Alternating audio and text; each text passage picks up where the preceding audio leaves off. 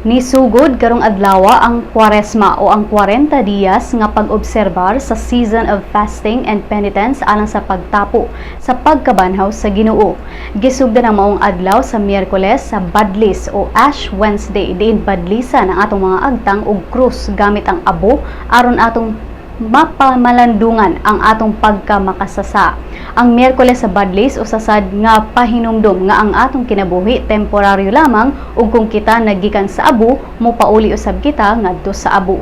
Niini mga panahona gi-require usab sa simbahan ang mga Katoliko nga magpuasa. Human sa 40 diyas mao ang Palm Sunday o ang Domingo sa mga lokay ang pag-ablisad sa Semana Santa. Sa karon nga tuig, ang Semana Santa magsugod sa Marso 20 ug matapos sa Marso 27.